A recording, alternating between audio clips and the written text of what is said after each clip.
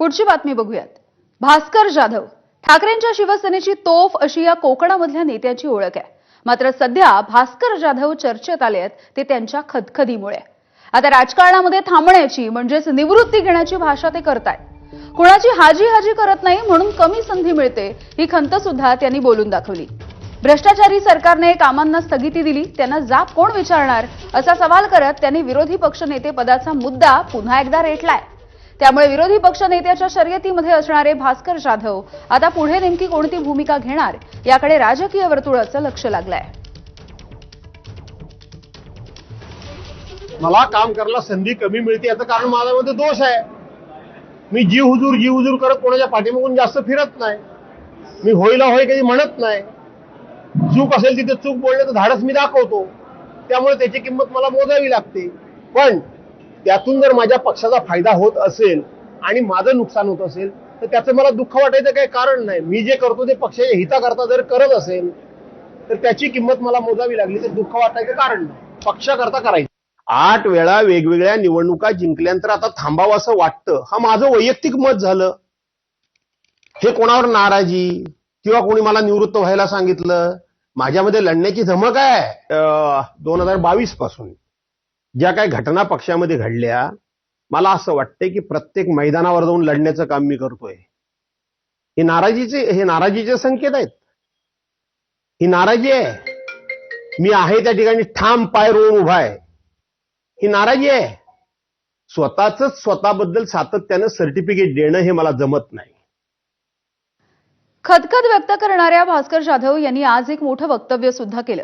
शरद पवार यांना सोडून मोठी चूक केली असं मत मोकळ्या ढाकळ्या स्वभावाच्या भास्कर जाधव यांनी सर्वांसमोर व्यक्त केलं।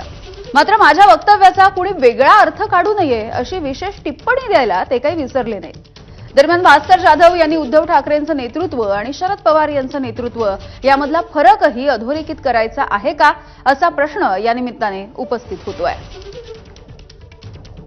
शरद पवार साहेबांची मी साथ सोडली, मी ती निर्णय घेतला तो चुकीचा होता हे स्पष्टपणे मी बोललो। तर काही लपून छपून मी आड पडण्याचं काही बोललो नाही।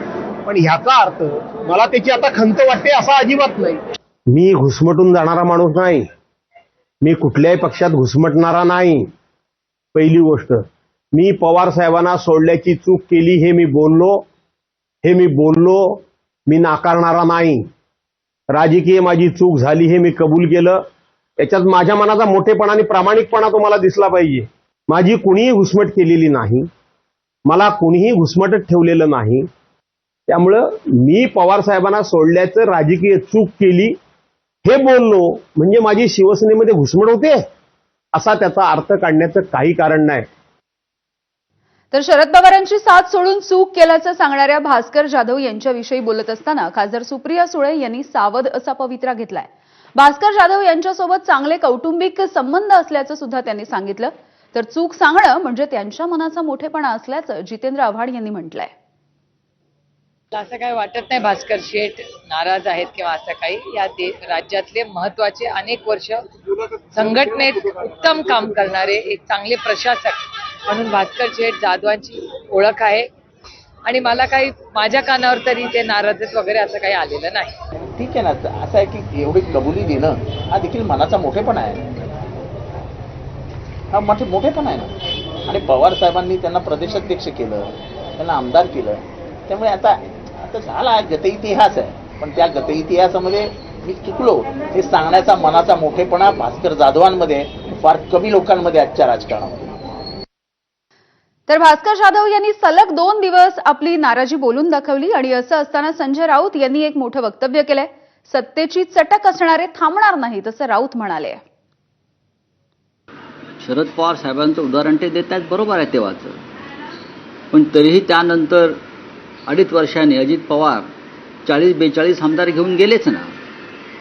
ज्यांना शेण खायचंच आहे, ज्यांना तोंडात शेण भरायचंच आहे स्वतःच्या गद्दारीचं, ते थांबणार नाही। पैसा आणि सत्तेची चटक ज्यांना लागली आहे आणि ज्यांच्यावर दबाव आहेत ईडी, सीबीआय, पोलीस, तर त्यांना थांबवण्याचा किती प्रयत्न केला तरी ते थांबणार नाही।